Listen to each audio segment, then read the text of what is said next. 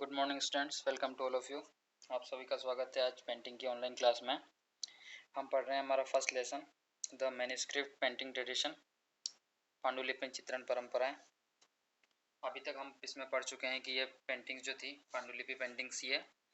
क्यों बनाई जाती थी, किसके द्वारा बनाई जाती थी, कौन बनाते थे और किस समय के दौरान ये बनी है। तो आइए हम आगे शुरू करते हैं। Reconstructing the history of painting is a phenomenal task. कि ये जो पेंटिंग्स थी, इनका पुनः इतिहास निर्माण जो है वो एक अद्वितीय कार्य, एक यूनिक कार्य है। इसकी ज़रूरत क्यों पड़ती है हमें कि जो पुरानी पेंटिंग्स हमें मिली है उसके बारे में जानकारी जुटाएं, ताकि उसमें पता चले और उसके लिए पूरा उसका एक कि कौन सी पहले बनी थी, कौन सी बाद में, एक समय के अनुसार उसका निर्धारण करना एक बहुत ही यूनिक कार्य है। There are fewer dated set compared to undated once.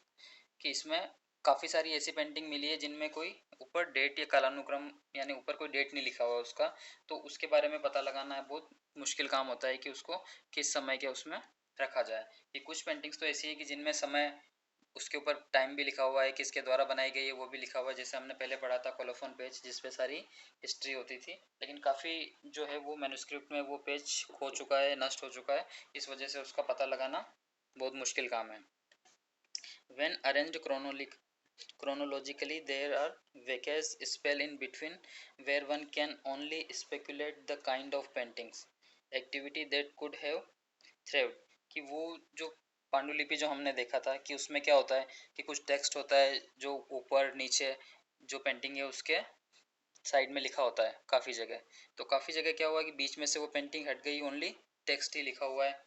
तो इस वजह से उसके बारे में जो अनुमान लगाना बहुत मुश्किल काम है। या फिर जैसे जो बुक होती थी पूरी,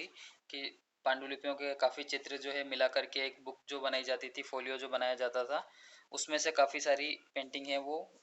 नष्ट होने की वजह से या बिखरने की वजह से, जैसे बुक पूरी अलग अलग पेज हो जाते हैं, तो उस तरीके का काफ़ी पांडुलिपि के साथ जो है वो हो चुका है कि समय की वजह से उसको संभाला नहीं गया। तो इस वजह से वो उनकी स्थिति काफ़ी ख़राब हो चुकी है, जो विभिन्न संग्रहालय या म्यूजियमों में अलग अलग उनके पार्ट रखे हुए हैं। और ये जो काफ़ी सारी मैन्युस्क्रिप्ट पेंटिंग्स हैं, ये इनके ओरिजिनल जो इनका फोलियो या ओरिजिनल जिसे बुक कहेंगे उनसे अलग हो चुकी हैं काफ़ी सारी पेंटिंग्स, और सेपरेटली जो है अलग प्राइवेट म्यूजियम में या गवर्नमेंट म्यूजियम में प्राइवेट कलेक्शन में अलग अलग जगह भी देखी जा सकती है। नेक्स्ट है विच keep surfacing time and again challenging the constitute timeline and compiling scholars to modify and redefine the chronology in history। कि अब उसको फिर से उस हिस्ट्री में डालना, समय के अनुसार सेट करना एक बहुत ही मुश्किल काम है। कि उसको जो किया जाता है उसकी हिस्ट्री को, या उसको बताया जाता है कि वो कौन से समय की है, ये उसको देख करके कि वो किस प्रकार बनी है, कौन से कलर यूज़ किए हैं, या किस समय के दौरान ऐसी कोई पेंटिंग जिसमें सेम इसी प्रकार का वर्क किया गया हो, इसी प्रकार के कलर यूज़ किए गए हों, इसी प्रकार की लाइनिंग्स यूज़ जो उस बनाने में उसका यूज़ किया हो, उसके आधार पर ये बताना होता है कि ये शायद उस समय की रही होगी। इसमें एग्जैक्ट कुछ नहीं कहा जा सकता कि ये इसी समय की है, सिर्फ एक संभावनाएं व्यक्त की जाती है कि ये पेंटिंग जो है वो उस समय की रही होगी। In this light, undated set of paintings is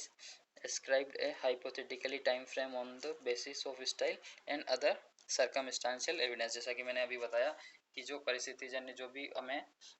साक्ष्य जो प्राप्त होते हैं उसके आधार पर उनकी समय सीमा निर्धारित की जाती है। वो एक प्रकार से काल्पनिक ही होता है, उसको एग्जैक्ट हम नहीं बता सकते हैं कि ये ऐसा ही रहा होगा, ये इसी समय की है।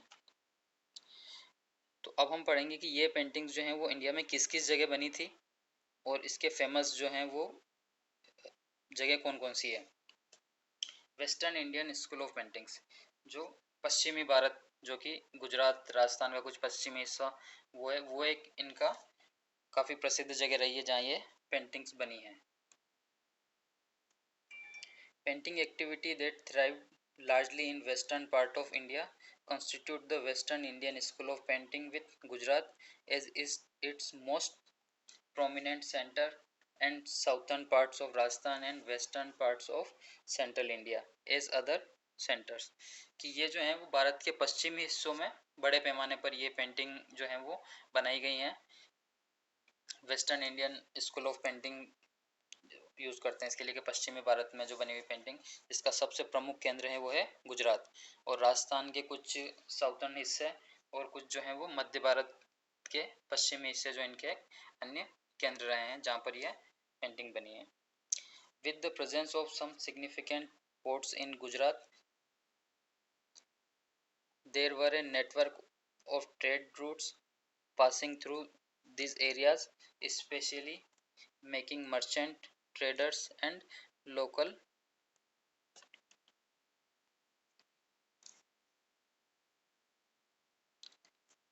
chieftains powerful patrons of art due to the wealth and prosperity that trading brought in.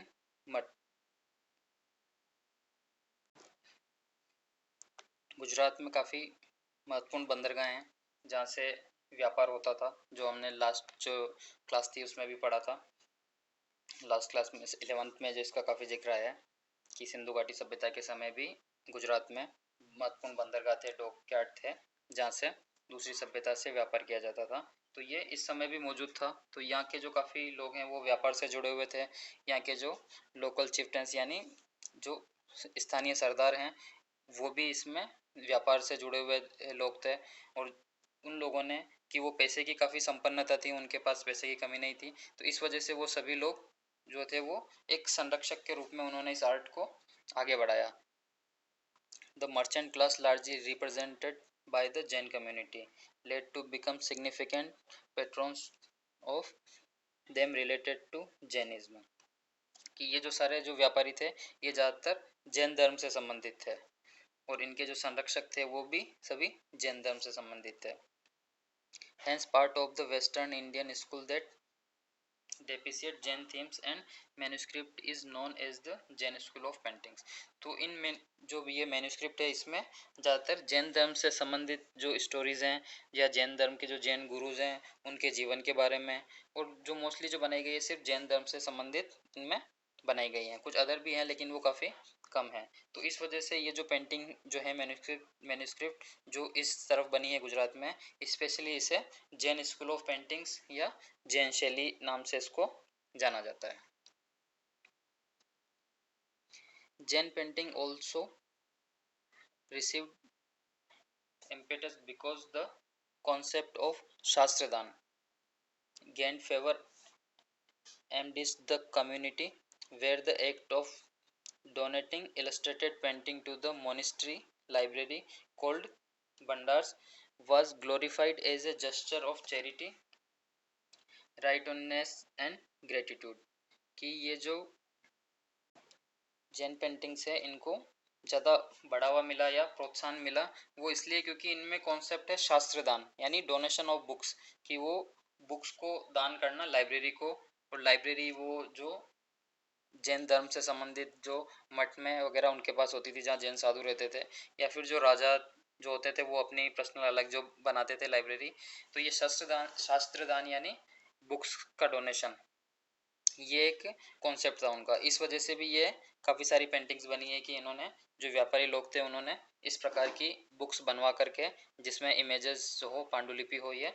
बनवा करके उनको मोनेस्ट्री में इन्होंने मोनेस्ट्री की जो लाइब्रेरी है उसमें दान किया ताकि वहाँ काफ़ी लोग उसको पढ़ सके, धर्म के बारे में जान सके. अगर जैसे हम देखते हैं कि कोई भी जो इमेज होती है वो अट्रैक्ट करती है किसी को भी पढ़ने के लिए, अगर किसी बुक में इमेजेस हैं तो वो उसका अट्रैक्शन ज़्यादा रहता है बनिस्पत उसके कि अगर सिर्फ कुछ टेक्स्ट ही लिखा हो. तो इस वजह से तो अपने धर्म को बढ़ावा देने के लिए उन्होंने ये काम किया, और जो लोग समृद्ध थे जो पैसे की जिनके पास कमी नहीं थी वो लोग आगे आए और उन्होंने ऐसा जो था अमाउंट दे करके लोगों से इस प्रकार की पेंटिंग्स जो हैं वो बनाई, उस समय के आर्टिस्ट से बनवाई. Among the most widely illustrated canonical texts in the Jain tradition in Kalpasutra, it was a section reacting event from the lives of the 24 Tirthankars, from their birth of salvation, that provides a biographical narrative for artists to paint the 5 key incidents roughly elaborated as conception, birth, renovation, enlightenment, and first ceremony and celebration from the lives of तीर्थंकर, कि ये जो इनकी एक सबसे पांडुलिपि जब हम बोलेंगे कल्पसूत्र नाम से जो एक बड़ा जैन ग्रंथ है, वो उसका सबसे ज़्यादा अधिक चित्रण हुआ है, सबसे ज़्यादा उस टॉपिक के ऊपर पेंटिंग्स बनाई गई है। जो हम सामने ये जो पेंटिंग देख पा रहे हैं, ये कल्पसूत्र का ही पांडुलिपि का एक पेज है जिसपे ये पेंटिंग बनाई गई है। अगर हम इसके बारे में बात करें तो ये पेंटिंग है द बर्थ ऑफ महावीर, कि भगवान महावीर के बर्थ के बारे में ये पेंटिंग बनी हुई है, जिसमें ये टेक्स्ट भी लिखा हुआ है और जो इनको पेंटिंग इसमें ड्रॉ करी गई है। तो इसमें जो बताया गया है उनकी माता को, जो ये यहाँ लेटे हुए हैं, अगर आप देख पा रहे होंगे यहाँ पर, और ये भगवान महावीर को इसमें दिखाया गया है। तो ये सारी पेंटिंग जो है वो एक स्टोरी के आधार पे बनी हुई है, स्टोरी के बेस पे सारी पेंटिंग बनाई गई हैं। और ये कल्पसूत्र है, उसके अंदर 24 तीर्थंकर्स, यानी जो जैन धर्म के 24 तीर्थंकर हुए हैं, जैसे सिख धर्म में 10 गुरु माने जाते हैं, उसी प्रकार जैन धर्म में ये 24 हैं। तो उन 24 तीर्थंकर्स के पूरे जीवन के बारे में, उनकी बायोग्राफी के बारे में ये कल्पसूत्र ग्रंथ है। और इसमें जैसे ये एक पेज है, उस प्रकार के काफ़ी पेजेस मिलके एक पूरी बुक बनी जो है वो कल्पसूत्र, जो भद्रबाहु ने लिखी थी। इसका राइटर तो है भद्रबाहु, और उसके बाद काफ़ी आर्टिस्ट ने इसको, उसके ऊपर पेंटिंग्स ड्राइंग बनाई, अलग अलग रिप्रोडक्शन। जैसे आज बहुत सारी बुक छपती है, आज मशीनों से छपती है, उस समय ऐसा नहीं होता था। तो उस समय मशीनें अवेलेबल नहीं थी, तो सारी हाथ से लिखी जाती थी, और सारी ड्राइंग भी थी वो बाय हैंड ही बनाई जाती थी। तो जो कल्पसूत्र है वो एक जैन धर्म का काफ़ी प्रसिद्ध ग्रंथ है, और उस पर पांडुलिपि चित्रण बहुत बड़ी मात्रा में हुआ है। ये कल्पसूत्र मैन्युस्क्रिप्ट का ही एक अलग पेज है। फर्स्ट जो हमने देखा था वो महावीर के बर्थ से संबंधित था, और ये है महावीर की जो मदर है, माता है, उनको एक ड्रीम आया था, उस ड्रीम के ऊपर ये है पेंटिंग बनी हुई है। ये सारी स्टोरी है, उस स्टोरी के ऊपर बनी हुई है। जैसे जो मैंने अभी बताया था कि भद्रबाहु जो राइटर है इसका कल्पसूत्र का, उन्होंने उसको लिखा था। तो उसको लिखने के बाद जो जैन साधुओं ने, धर्मगुरुओं ने उसको पढ़ा, और उसको पढ़ने के बाद जो उसमें डिस्क्राइब किया गया है महावीर के बारे में, या फिर जो इनके जैन जो तीर्थंकर हुए उन सभी के बारे में, उनके जीवन के ऊपर जो भी कुछ स्पेशल था, जो यूनिक था, उनके ऊपर से ड्राइंग बनाई गई है। जिसमें से एक था कि महावीर के बर्थ से पहले उनकी माँ है, उनको एक ड्रीम या स्वप्न आया था एक, जैसे हमने लास्ट जो 11th में भी पढ़ा था जो गौतम बुद्ध के बारे में, कि जो बुद्ध जी का जब जन्म होने वाला था उससे पहले का भी ऐसा ही एक सीन है, जो उसमें उनको कुछ चीज़ें दिखी थी सपने में, और उसका भी एक अलग ड्राइंग बना हुआ है। इसी प्रकार जो है वो जैन धर्म में भी ऐसी विचारधारा है, या ऐसा माना जाता है कि जो महावीर की माता जी थी वो, उनको भी ऐसा एक स्वप्न आया था, जिसमें उनको जैसे इसमें देख पा रहे हैं आपकी, उनको जैसे एक सपने में एलिफेंट हाथी दिखा था, एक बेल, शेर, एक फीमेल गोडेस, और काफ़ी सारी और अलग वस्तुएं जैसे आप देख पा रहे हैं, कलश, और इस टाइप की काफ़ी चीज़ें उनको दिखी थी। टोटल ये 14 ऑब्जेक्ट्स जो थे वो उनको दिखे थे, जैसे इधर साइड में डिस्क्राइब किया हुआ है कि ये जो 14 ऑब्जेक्ट्स हैं, जिसमें से एलिफेंट, बुल, टाइगर, गोडेस, कलश, pond, banners, garlands, heap of jewels, the sun and moon, the consult an astrologer to interpret her dreams, and was told that she will give birth to a son who will either become a sovereign king और a great sant and teacher। कि ये सारी चीज़ें जब उन्होंने एक astrologer को बताई, तो उन्होंने बताया कि आप जिस बच्चे को जन्म देने वाले हो, या तो वो एक बहुत बड़ा राजा बनेगा, या एक महान संत, या एक टीचर बनेगा।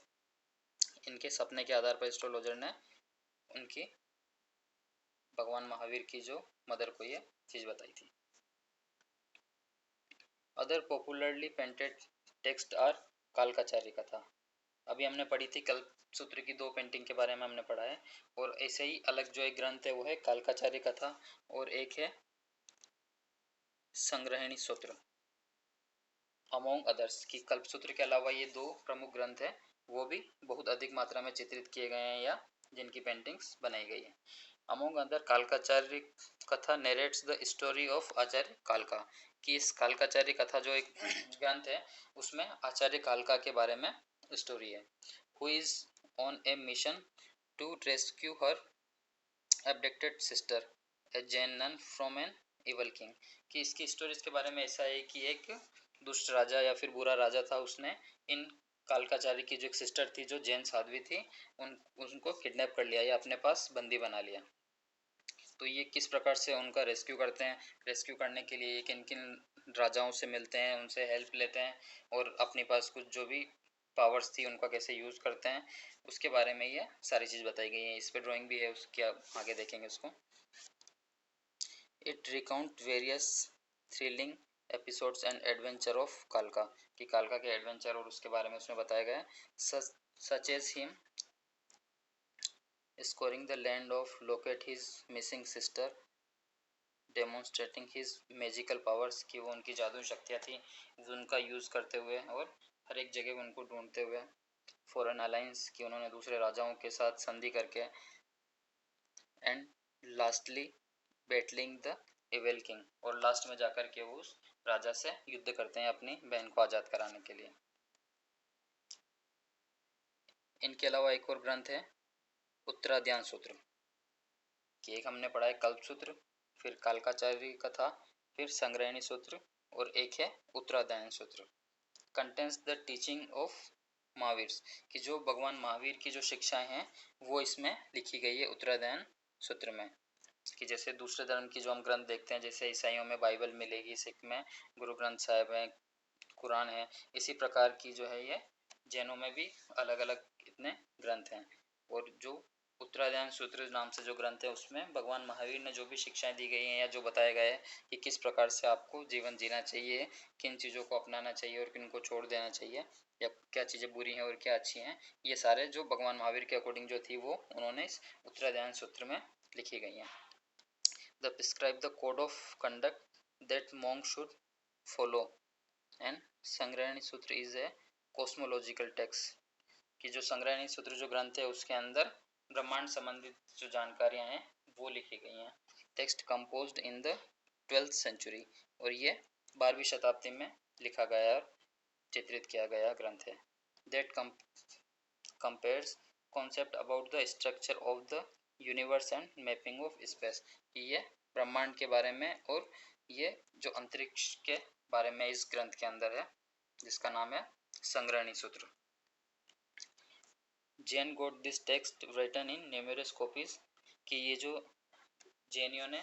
इन सारे ग्रंथों की काफ़ी सारी कॉपी तैयार करी थी, जिनको इन्होंने अलग अलग लाइब्रेरी में, जो या तो मोंग के पास या किसी प्राइवेट कलेक्शन में, और अलग अलग लोगों को इन्होंने प्रोवाइड कराई। जैसे हमने ऊपर पढ़ा है कि शास्त्र दान जो है बहुत महत्वपूर्ण इंपॉर्टेंट माना जाता था। जैसे आज हम देखते हैं किसी को, काफ़ी लोग जो हैं वो गरीबों को दान करते हैं, कोई भूखा ना सोए, इस प्रकार से। तो ये तो सभी लोग कर सकते हैं, कि इसके लिए ज़्यादा अमाउंट की ज़रूरत नहीं होती, लेकिन जो बुक बनाना और बुक बना के यानी बुक के शास्त्र जो है उसका दान करना काफ़ी खर्चीला या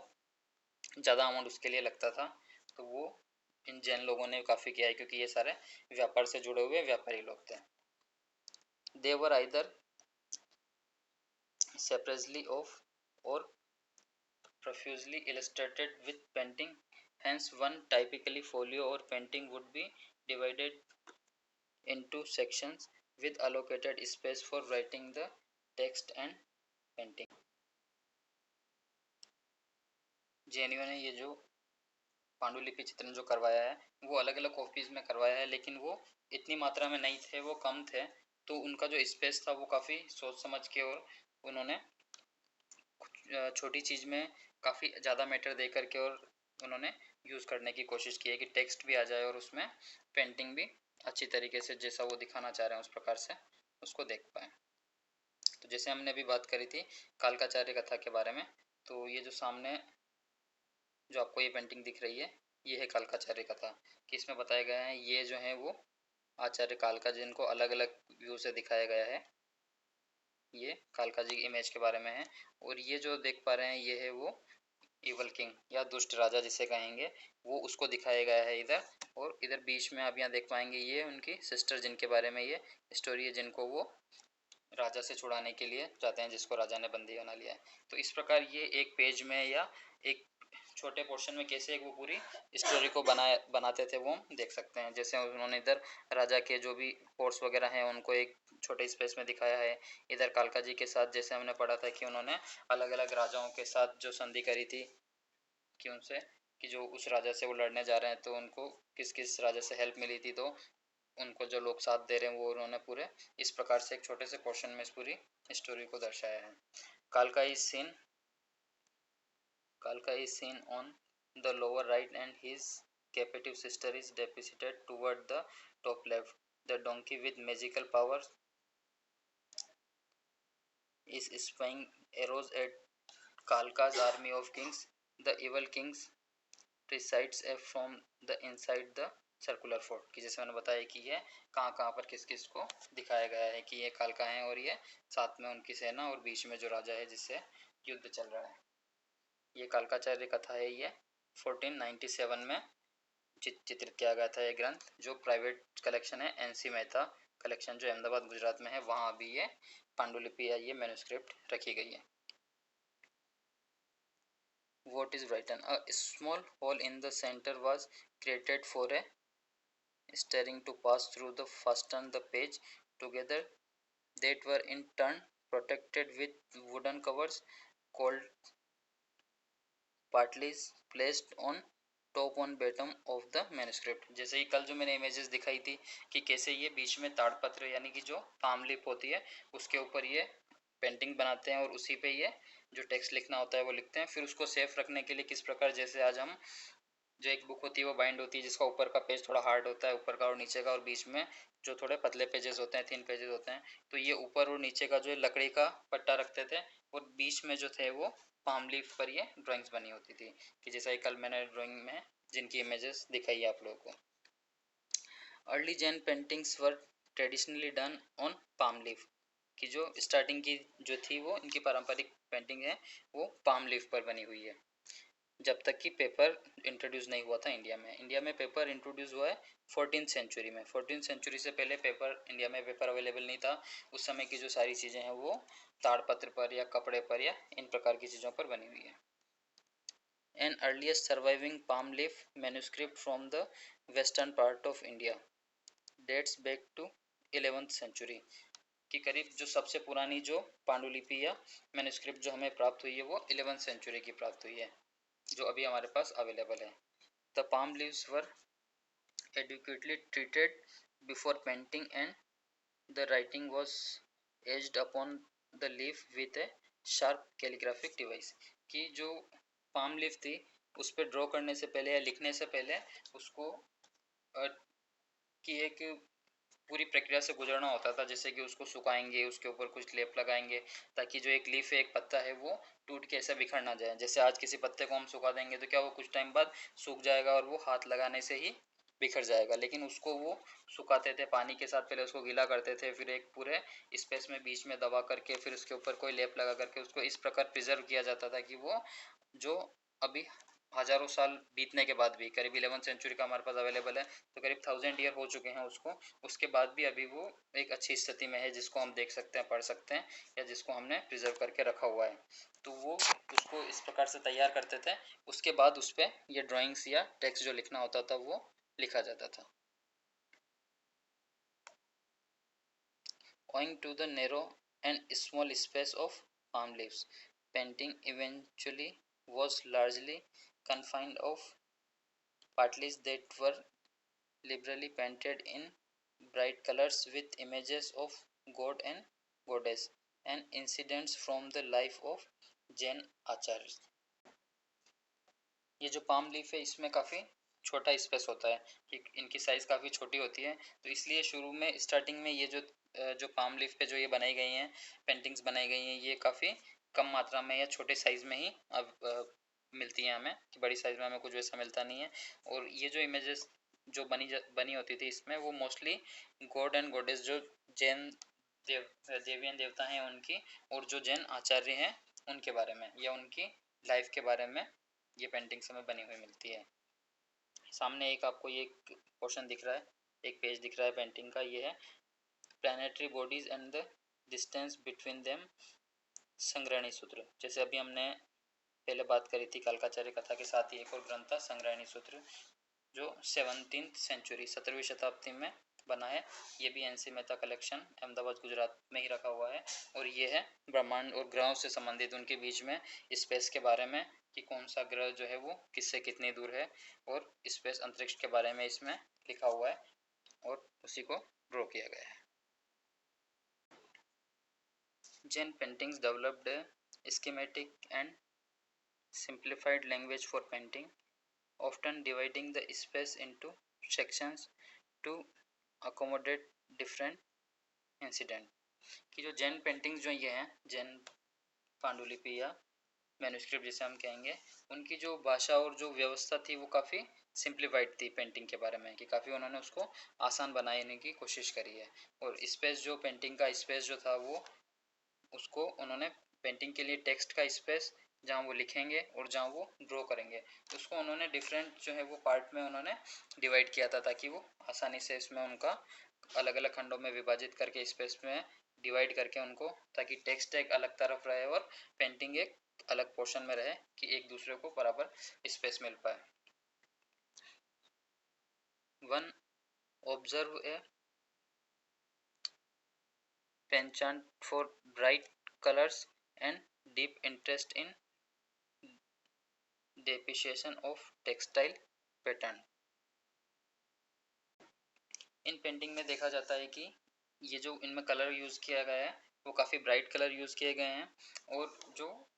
इनमें जो कपड़े का जो टेक्सचर है वो काफ़ी महत्वपूर्ण है, कि इसमें जो चीज़ें बनाई गई हैं वो टेक्सटाइल जो पैटर्न्स हैं वो हमें दिखाई देते हैं। कि इससे पता चलता है कि उस समय के जो आर्टिस्ट थे उनके अंदर इस चीज़ को लेकर, कपड़े के टेक्सचर को लेकर काफ़ी इंटरेस्ट था, कि उन्होंने काफ़ी चीज़ें जो बनाई हैं वो जिसमें कपड़े का टेक्सचर हमें दिखाई देता है, और जो कलर जो है वो उन्होंने काफ़ी ब्राइट यूज़ किए हैं। Thin and wiry lines predominate the composition, and three-dimensionally of the face is attempt with an addition of a further eyes। In paintings में जो लाइनों का यूज़ किया गया है वो काफ़ी पतली लाइनों का, जैसे वायर जैसी पतली लाइनों का ज़्यादा यूज़ हमें दिखाई देता है। और जो थ्री डायमेंशनली जो फेस भी इसमें जो बनाया गया है वो भी काफ़ी अच्छी तरीके से बनाया गया है। और इसमें जो इनकी आइज़ है वो भी हमें जो दिखाई देती है, अभी जैसे हमने ड्राइंग देखी थी उसको आप वापस देखेंगे तो आई को पूरे इन्होंने आगे से लेकर के पूरे पीछे ईयर तक जाते हुए लंबी नुकीली जो आई हो उसके प्रकार इन्होंने बनाया गया है। Architectural elements revealing the sultanate domes and pointed arch indicate the political presence of sultans in the regions of Gujarat, Mandu, Jaunpur and Patan, among other where these paintings were done। यहाँ हम देखते हैं कि जो जिस समय का जो आर्टिस्ट होता है पेंटिंग बनाता है, या उस समय के जो राइटर होते हैं वो कुछ लिखते हैं, तो वो जो सामाजिक जो व्यवस्था चल रही है या जो हमारे आसपास घटित होता है उसका उसमें प्रभाव दिखाई देता है। तो ये जो पेंटिंग्स बनी है इनमें अगर कुछ आर्किटेक्चरल कुछ पोर्शन बना हुआ है, कुछ महल या कुछ ऐसा दिखाया गया है, तो उसमें हम देखेंगे कि उसमें जो महल या फिर ऐसा ऊपर गुंबद जो डोम बना होता है वो सारी चीज़ें क्या है कि वो सल्तनत काल जो मुस्लिम समय था 11th और 12th सेंचुरी में उससे संबंधित दिखाई देती है। तो उससे हमें पता चलता है कि जो गुजरात या जो मांडू जो क्षेत्र था या जौनपुर पाटन जहाँ पर ये पांडुलिपि हमें मिलती है, तो वहाँ पर उस समय सल्तनत या ये जो सल्तनत जो सुल्तान थे उस समय के उनकी उपस्थिति वहाँ थी शायद, क्योंकि वो उन्होंने उस राज्य को या उस जगह को जीत लिया होगा और वहाँ पर उन्होंने महल बनाए होंगे। तो इस वजह से इन पेंटिंग्स में जो ऐसा कोई आर्किटेक्चर इमेज जो हमें दिखाई देती है वो इससे संबंधित है। Several indigenous features and local culture lifestyle is visible through textile canopies and while hangings, furniture, customs, utilitarian changes, etc। In paintings में जो ड्राइंग बनाई गई है उसमें काफ़ी स्थानीय विशेषताएं या जो इंडियन कल्चर से संबंधित विशेषताएं हैं जो हमें दिखाई देती है, जैसे लोकल कल्चर या जो लाइफ स्टाइल थी उससे संबंधित, जैसे विजिबली थ्रू टेक्सटाइल कैनोपीज की जो ये पेंटिंग जो हम देखेंगे उसमें कपड़े की जो छतरियाँ बनी होती है वो, वॉल हैंगिंग्स दीवार पर टाँगने के लिए अगर कुछ जो पेंटिंग में बनाए गए हैं वो, कोई अगर फर्नीचर बना हुआ है, कस्टम्स और ये अदर कुछ एक्स्ट्रा थिंग्स जो हैं वो जो बनाई गई हैं वो हमें ये दिखाती है कि ये उस समय की स्थानीय विशेषताएं, जैसे इसमें ये देख पाएंगे सांप की है, जैसे कपड़े आपको दिखाई दे रहे हैं इस पेंटिंग में, ये उस समय की लोकल जो जनरेशन थी वो इस प्रकार का यूज़ करती थी, जो हमें उस सारी पेंटिंग से देखने को मिलता है। Features of the landscape are only suggestive and usually not detailed, कि ये जो सारी जो चीज़ें हैं या जो हम देख पा रहे हैं ये सिर्फ एक उनके बारे में हमें विशेषताएं जो हैं दिखाई देती है, वो आमतौर पर विस्तृत नहीं है, उनको ज़्यादा डिस्क्राइब नहीं किया हुआ है, सिर्फ जिसको हम देख पाए नॉर्मली उसी हिसाब से हमें दिखाई देता है। अ पीरियड ऑफ रफली 100 year from about 1350 to 1450 appears to be the most creative phase of Jain paintings, कि ये 1350 से 1450 ईस्वी का जो समय था ये जैन पेंटिंग्स के लिए क्रिएटिव फेज था, कि इस समय की जो पांडुलिपि जैन पांडुलिपि चित्रण जो हमें मिलता है वो काफ़ी क्रिएटिव मिलेगा, कि इस समय की जो सबसे अच्छी जो कृतियाँ जो हमें मिली हैं वो मोस्टली 1350 से 1450 ईस्वी के समय की मिली हैं। One observe a shift from severally iconic representation to inclusion of actively depicted aspects of landscape figure in dance pose, musician playing instruments which are painted in the margin of the folio around the main episode। In painting को attractive और creative बनाने के लिए इनके पास जो आसपास के side में जो हिस्से बने हुए हैं, जैसे कि ये साइड का पोर्शन एक्स्ट्रा जो देख पाएंगे, जैसे ये हुआ इधर है, उनको पेंटिंग को कि बीच में जो मेन पोर्शन जो होता है वो तो जो स्टोरी से संबंधित रहेगा, जैसे इस प्रकार से हैं, और साइड में जो कुछ हैं वो कुछ स्टोरी से रहेंगे और कुछ उस पेंटिंग के डेकोरेशन के बारे में कि ज़्यादा वो अच्छी लगे। तो जैसे इसमें काफ़ी डांस पोज बने हुए हैं पेंटिंग्स में, काफ़ी में म्यूजिशियन प्लेइंग इंस्ट्रूमेंट्स वगैरह, और ये ताकि ये जो पेंटिंग्स हैं वो क्रिएटिव बने, अच्छी दिखाई दे, और जो ये काफ़ी सारी बनी थी तो इनमें डिफरेंसेस भी रहे कि सारी एक जैसी ना दिखे, जो which are painted in the margin of the folio around the main episode, कि बीच में ये पोर्शन जो ये मेन है और इसके आसपास जो चीज़ें बनाई गई हैं वो इसको ज़्यादा सुंदर दिखाने के लिए बनाई गई हैं। और ये जो आप देख पा रहे हैं ये है इंदिरा प्रेजिंग देवासना पादो कल्पसूत्र, ये भी एक कल्पसूत्र की पेंटिंग है। कल्पसूत्र जो ग्रंथ था उसका एक पेज जो है वो ये भी हमें मिलेगा अभी गुजरात में। ये 1475 1475 का बना हुआ है, गुजरात में बना हुआ, और ये है बोस्टन में, कि काफ़ी सारा जब हमारा देश अंग्रेजों का गुलाम था उस समय ये काफ़ी पेंटिंग्स जो थी वो अंग्रेजों के साथ विदेशों में चली गई और अभी हमें वहाँ के म्यूजियम में देखने में मिलती है। These paintings were lavishly painted with profuse use of gold and lapis lazuli, indicating the wealth and social status of their patron। कि ये जो आप पेंटिंग देख पा रहे हैं इसमें येलो कलर जो यूज़ किया गया है, काफ़ी जगह ये येलो कलर जो आपको दिख रहा है ये है ओरिजिनल गोल्ड, कि जैसे अब ये यहाँ भी देख पा रहे हैं ये जो येलो कलर है इसमें ओरिजिनल गोल्ड को यूज़ किया गया है। इसमें गोल्ड के जो पतले तार होते हैं उनको कैमल का जो लेदर होता है उन दो तरफ लेदर से बीच में रख करके एक लकड़ी के हथौड़े से उसको इतना ठोका जाता है, कूटा जाता है कि बिल्कुल वो एक बिल्कुल पतली परत बन जाए, और उसको फिर ये जो जैसे लास्ट टाइम हमने पढ़ा था कि जो प्रागैतिहासिक काल में जो वो वहाँ के आदि मानव थे वो गोंद को या किस प्रकार मिला करके पेंटिंग बनाते थे, तो उसी प्रकार उसके साथ इसको मिक्स करके एक कलर के रूप में बनाया जाता है गोल्ड को, और उसको इस पेंटिंग में यूज़ किया गया है। और इसमें जो अभी ब्लू कलर जो देख पा रहे हैं ये ब्लू कलर जो दिख रहा है ये लापिस लाजुली एक स्टोन आता है, काफ़ी जो प्रीशियस स्टोन होता है ये, और इंडिया में अवेलेबल नहीं है, ये फारस या ईरान इराक उस तरफ जो मिलता था वहाँ से आयातित किया जाता था, जो गुजरात के जो जैन व्यापारी थे इन्हीं के द्वारा लाया जाता था और इसको ये लोग पेंटिंग में यूज़ करते थे। तो ये सारी चीज़ें जो इतनी महंगी चीज़ें ये उस समय उनके वेल्थ और सोशल स्टेटस के बारे में थी संरक्षकों के, कि जो संरक्षक जो ये पेंटिंग बनवाते थे वो इस प्रकार की जो महंगी चीज़ें थी उनका उस पेंटिंग में यूज़ करवाते थे, तो ये उनके सोशल स्टेटस को भी हमें दिखाता है। Over and above this canonical text त्रिपतस मंडल्स and secular non canonical stories were also painted the Jain community. ये जो पेंटिंग्स है मोस्टली तो जैन धर्म से संबंधित ही इसमें ड्राइंग्स बनी हैं, लेकिन काफ़ी सारी हैं जिनमें जैन धर्म के अलावा अदर स्टोरीज भी हैं या जो जैन धर्म से संबंधित नहीं है, कुछ दूसरी कहानियों को भी इनमें जगह दी गई है। Besides, Jain paintings were patronized by rich merchants and dedicated devotees, a parallel tradition of paintings existed amongst feudal lords, wealthy citizens, and other such people during the late 15th and 16th century. The encompassed illustration of secular, religious, and literary themes. ये जो paintings हैं ये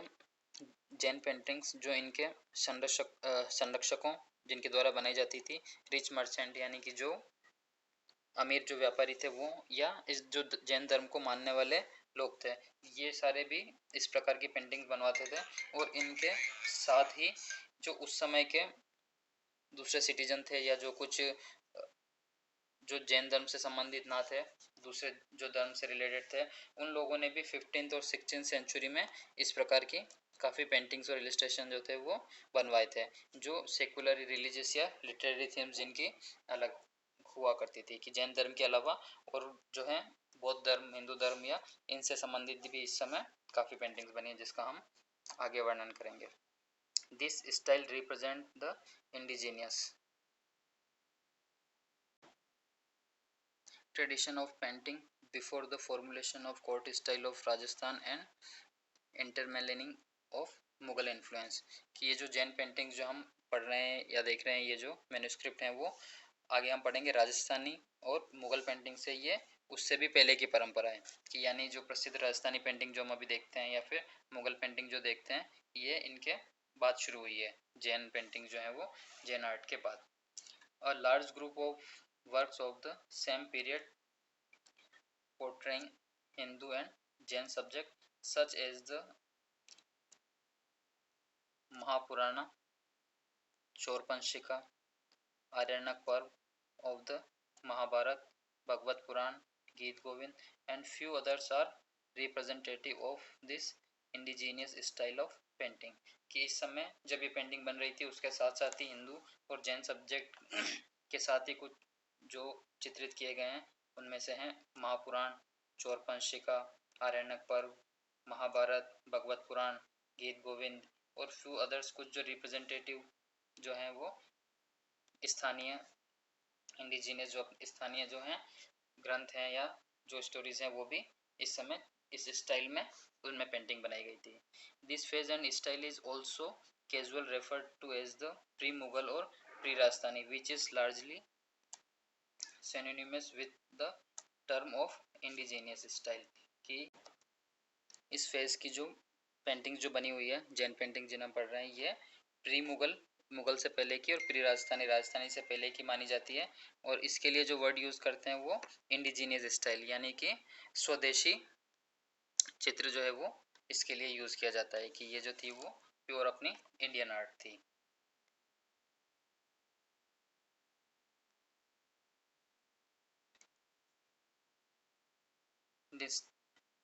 Distinctive stylistic features evolved during the phase and with this group of painting। इस समय जो चित्र बनाए गए हैं, ये जो पूरा फेज रहा है, इसके अंदर जो पूरे ग्रंथ या जो चित्रित किए गए हैं वो तो एक प्रकार की पेंटिंग से ही, उसके साथ ही इसमें पर्टिकुलर कुछ ऐसी विशेषताएं या स्पेशलिटी भी थी, वो भी डेवलप हुई थी, कि जैसे a particular figure type evolve with an interest in depicting transparency of fabrics, कि इसमें कपड़े कुछ इस तरीके से बनाए गए थे जो ट्रांसपेरेंट दिखाई देते हैं। जैसे हम ऊपर वाली इसमें देखेंगे तो जैसे ये इसकी ये जो इमेज जो दिखे, जो महिला बनाई गई हैं, नायिका कहेंगे हम जिन्हें, कि जैसे ओढ़नी बनाई गई है तो ये ट्रांसपेरेंट दिख रही है, ये पूरी ओढ़नी से इसको देख पाएंगे कि ये ओढ़नी जो है ट्रांसपेरेंट है, कि ऊपर सिर पे ओढ़ा हुआ है लेकिन फिर भी पीछे से जो है हेयर, ईयर वगैरह दिखाई देते हैं। तो ये एक इस समय की एक स्पेशलिटी है कि जो पेंटिंग्स बनाई गई थी उसके अंदर। Odhni ballooned over the head of heroines, की जो ये हीरोइन है इनके ऊपर एक बलून के रूप में, कि जैसे एक गुब्बारे की तरह हो जो इनके सिर पे ओढ़ने का है, वो बनाया गया था। And draped with stiff and standing edge, कि इसके किनारे बिल्कुल ऐसे खड़े हुए हैं, इस प्रकार से इसको बनाया गया है। Architecture was contextual but suggestive, कि इसका जो आर्किटेक्चर भी ये आप देख सकते हैं कि इसमें इसकी भी एक अलग स्पेशलिटी है, बाकी जो दूसरी आर्ट हैं उसमें अलग से हमें मिलेगा। Different kind of hatching evolve for depreciation of water bodies and particulars way of representing the origin, flora, fauna and etc. कि इसमें जो जैसे कहीं अगर हमें दिखता है पानी बनाया गया है तो वो किस प्रकार के उसको बारीक लाइनों का यूज़ करके उस पानी को बनाया गया है, या जो भी अलग ऑब्जेक्ट जो बनाए गए हैं उसको सबको अलग अलग उसमें टेक्सचर यूज़ किया गया है. All this formal elements make their way in the 17th century early Rajasthani paintings. और ये जो सारी विशेषताएं थी ये सेम वैसी की वैसी जो राजस्थानी पेंटिंग में भी आ जाती है. 17th सेंचुरी के जो स्टार्टिंग में राजस्थानी पेंटिंग्स हम पढ़ेंगे, जो राजस्थानी पेंटिंग जो शुरू होती है जिसका स्टार्ट जहाँ से मानते हैं, तो ये सारी विशेषताएं जो हमें जैन पेंटिंग की या पांडुलिपि की हैं वो राजस्थानी पेंटिंग में भी हमें देखने को मिलेगी शुरू की स्टार्टिंग की राजस्थानी पेंटिंग्स में. बाद में धीरे धीरे राजस्थानी पेंटिंग में भी अपने अलग डिफरेंस जो है वो अलग चीज़ें आ गई जो इसकी स्पेशलिटी है. आज की क्लास हम यहीं ख़त्म करेंगे. हम नेक्स्ट क्लास में पढ़ेंगे इसका आगे का. तो आज की अटेंडेंस के लिए आपको ऐसा करना है, आपको ये बताना है कि ये जो हमने अभी तक का चैप्टर जो पढ़ा है इसमें ऐसा कौन सा जैन ग्रंथ आया है जिसमें ब्रह्मांड विज्ञान या अंतरिक्ष से संबंधित जो वर्णन है वो किस में मिलता है, कि कौन से ग्रंथ में जो मिलता है, जो चित्रित किया गया है और जो लिखा गया है. तो आज के अटेंडेंस के लिए उसका ग्रंथ का नाम लिख करके आपको भेजना है, और ग्रुप में नहीं भेजना है, ये इंडिविजुअल भेजना है. ये ग्रुप में भेजेंगे तो फिर ये दूसरे लोगों को भी पता चल जाएगा जिन्होंने वीडियो नहीं देखा है. इसमें काफ़ी स्टूडेंट हैं जो मैक्सिमम वीडियो देखते हैं नहीं, सिर्फ वीडियो ओपन करते हैं, स्क्रीनशॉट लिया और सेंड कर देते हैं. और इस बार मैंने उस दिन भी बताया था कि अब जो होगा एक जो भी लेसन हम पढ़ते हैं उसका टेस्ट होगा, और अगर बाद में एग्ज़ाम नहीं हो पाता है तो उस टेस्ट के अकॉर्डिंग ही आपको पास किया जाएगा आगे, या उससे नंबर दिए जाएंगे. तो आज की अटेंडेंस के लिए आपको ये बताना है कि अभी तक जो हमने आज से जो लेसन पढ़ा है उसमें ब्रह्मांड यानी कि जो यूनिवर्स से रिलेटेड जो बताया गया है वो कौन से ग्रंथ में बताया गया है उसका नाम लिख करके आपको टेक्स्ट करना है पर्सनल चेक पर. Okay, thank you.